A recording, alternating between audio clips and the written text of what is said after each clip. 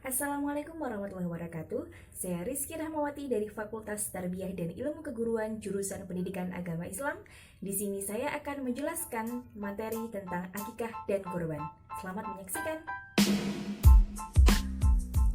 Tujuan pembelajaran pada tema ini adalah 1. Setelah menyimak video pembelajaran ini, peserta didik dapat menjelaskan pengertian, ketentuan, serta cara pembagian hewan kurban dan akikah dengan benar. 2. Setelah menyimak video pembelajaran ini, peserta didik dapat mempraktikkan pelaksanaan ibadah kurban dan akikah di lingkungan sekitar rumah dengan benar. 3. Setelah menyimak video pembelajaran ini, peserta didik dapat mengambil hikmah pelaksanaan kurban dan akikah dengan benar. 4.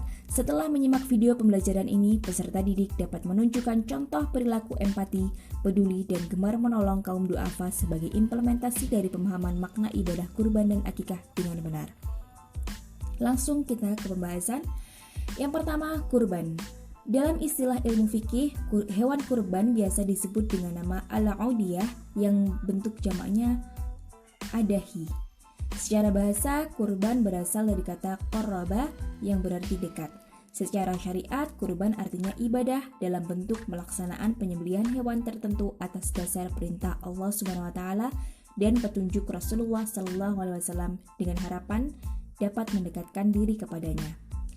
Allah Subhanahu wa taala memerintahkan umat Islam untuk berkurban sebagaimana tertuang dalam Al-Qur'an surat Al-Kautsar ayat 1-3. Inna a'tainakal kautsar fashalli lirabbika wanhar inna syani'aka huwal abtar. Artinya, sesungguhnya kami telah memberikan kepadamu nikmat yang banyak, maka dirikanlah sholat karena Tuhanmu dan berkorbanlah. Sesungguhnya orang-orang yang membenci kamu ialah yang terputus. Pelaksanaan kurban hukumnya sunnah muakkad, artinya sangat dianjurkan.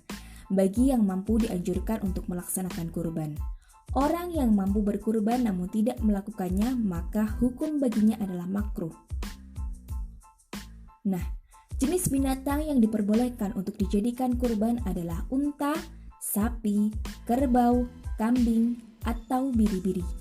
Adapun ketentuan hewan-hewan tersebut adalah yang pertama, unta itu adalah yang sudah berumur 5 tahun.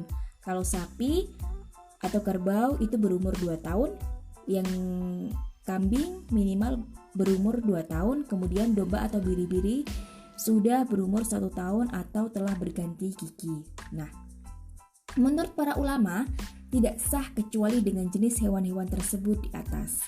Di samping memenuhi ketentuan umur, binatang-binatang itu harus sehat dan organ tubuhnya lengkap. Tanduknya tidak patah, tidak buta matanya, tidak pincang, tidak sakit atau cacat, dan tidak kurus kering. Ketentuan yang lain untuk jenis binatang unta, sapi, dan kerbau boleh untuk kurban sejumlah 7 orang, sedangkan untuk kambing dan domba hanya untuk kurbannya 1 orang. Hal ini sesuai dengan sabda Nabi Shallallahu Alaihi Wasallam yang artinya, diriwayatkan dari Jabir bin Abdullah radhiyallahu anhu, katanya, kami pernah menyembelih binatang kurban bersama Rasulullah Shallallahu Alaihi Wasallam pada tahun Hudaybiyah dengan seekor unta kepada 7 orang dan lembu juga kepada 7 orang. Hadis riwayat Bukhari dan Muslim. Waktu penyembelihan kurban adalah setelah sholat Idul Adha atau tanggal 10 bulan Zulhijjah dan 3 hari tasyrik, yaitu tanggal 11, 12, dan 13 bulan Zulhijjah. Penyembelihan boleh dilakukan pada siang hari atau sore hari pada hari-hari tersebut sebelum matahari terbenam pada tanggal 13 bulan Zulhijjah. Tidak ada perbedaan waktu siang ataupun malam, baik siang maupun malam, penyembelihan kurban sama-sama dibolehkan. Nah, tempat yang disunahkan untuk menyembelih adalah tanah lapangan. Tujuannya adalah dalam rangka memberitahukan kepada kaum muslimin bahwa kurban sudah boleh dilakukan dan untuk mengajari kaum muslimin tata cara kurban dengan benar. Orang yang berkurban atau sahibul kurban disunahkan untuk menyembelih hewan kurbannya sendiri, namun boleh diwakilkan kepada orang lain. Ketika menyembelih hewan kurban disunahkan membaca doa yang diajarkan oleh Rasulullah Shallallahu Alaihi Wasallam. Ya, artinya Kuhadapkan muka hatiku dari kepada zat yang menciptakan langit dan bumi atas agama Ibrahim dengan keadaan lurus, dan bukanlah aku termasuk orang-orang musyrik. Sesungguhnya salatku, ibadahku, hidupku, dan matiku hanya untuk Allah, Tuhan seluruh alam. Tidak ada sekutu baginya, dan demikianlah yang diperintahkan kepadaku, dan aku adalah orang yang pertama-tama berserah diri atau muslim. Ya Allah, segala sesuatu berasal darimu, dan hanya untukmu, dan dari Nabi Muhammad SAW dan umatnya, dengan menyebut nama Allah. Allah Maha Besar. Nah, pembagian daging kurban ini dibagikan kepada fakir dan miskin dalam keadaan masih mentah, belum dimasak. Apabila orang yang berkurban atau sahibul kurban menghendaki, dia boleh mengambil daging kurban itu maksimal sepertiganya. Hikmah dari pelaksanaan kurban antara lain adalah: 1. Menghidupkan sunnah para nabi terdahulu, khususnya sunnah Nabi Ibrahim alaihissalam. 2. Untuk mendekatkan diri atau taqarrub kepada Allah SWT. 3. Menghidupkan makna takbir di hari raya Idul Adha dan tanggal 10 hingga 13 bulan Zulhijjah. 4. Kurban mengajarkan kepada kita untuk bersikap dermawan, tidak rakus dan tidak kikir. 5. Kurban mendidik kita untuk peduli kepada sesama. 6. Mendidik kita untuk membunuh sifat kebinatangan. Di antara sifat-sifat kebinatangan yang harus kita musnahkan adalah tamak, rakus, sikap ingin menang sendiri, sewenang-wenang kepada orang lain. Selanjutnya yang akan kita pelajari adalah akikah. Akikah secara bahasa artinya memutus atau melubangi.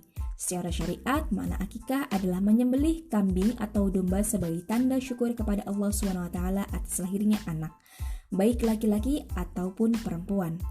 Akikah yang paling utama dilaksanakan pada hari ke-7 setelah kelahiran anak. Pada hari itu, seorang bayi dicukur rambutnya dan diberi nama yang baik. Sabda Nabi SAW artinya, diriwayatkan dari Samurah dari Nabi SAW, beliau bersabda, setiap anak itu tergadai dengan akikahnya yang disembelih pada hari ke-7, dicukur rambut kepalanya dan diberi nama. Hadis riwayat Ibnu Majah. Jika pada hari ke-7 tersebut seorang ayah belum mampu melaksanakan akikah untuk anaknya, maka akikah boleh dilakukan pada saat dia mampu sebelum anak tersebut dewasa. Sayyidah Aisyah radhiyallahu anha dan Imam Ahmad berpendapat bahwa akikah bisa dilaksanakan pada hari ke-7, hari ke-14, ataupun hari ke-21. Jika pada hari itu juga belum mampu, maka boleh dilakukan kapan saja saat yang bersangkutan sudah mampu. Hukum akikah adalah sunnah muakkad. Sunnah muakkad artinya sunnah yang sangat dianjurkan. Sebaiknya pelaksanaan penyembelihan dilakukan pada hari ke-7 dan kelahiran anak tersebut. Akikah berbeda dengan penyembelihan pada umumnya. Bila penyembelihan biasa tujuan utamanya sekedar untuk dikonsumsi atau dimakan, sedangkan akikah mempunyai tujuan yang khusus, yaitu sebagai wujud syukur kepada Allah SWT atas kelahiran seorang anak.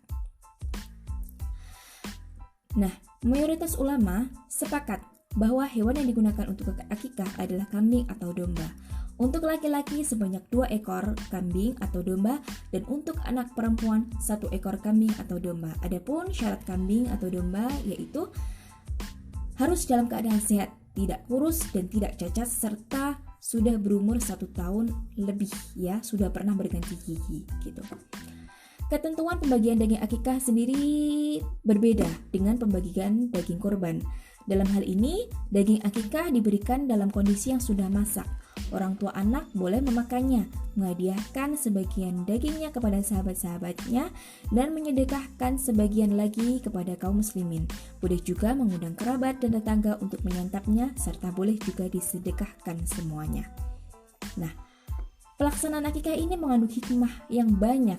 Di antaranya yang pertama, menghidupkan sunnah Nabi SAW.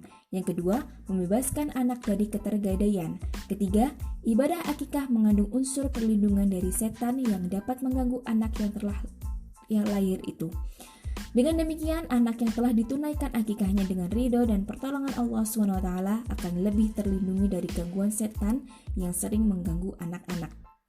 4. Dengan ridho dan pertolongan Allah SWT, akikah dapat menghindarkan anak dari musibah, keburukan moral, dan penderitaan. 5. Merupakan bentuk taqarrub atau pendekatan diri kepada Allah SWT sekaligus sebagai wujud rasa syukur atas karunia yang dianugerahkan Allah SWT dengan lahirnya sang anak. Keenam, akikah sebagai sarana menampakkan rasa gembira dalam melaksanakan syariat Islam. Yang ketujuh, memperkuat tali silaturahim di antara anggota masyarakat. Sekian pembahasan tentang akikah dan kurban untuk menumbuhkan kepedulian umat. Kurang lebihnya mohon maaf, semoga membawa kebermanfaatan. Wassalamualaikum warahmatullahi wabarakatuh.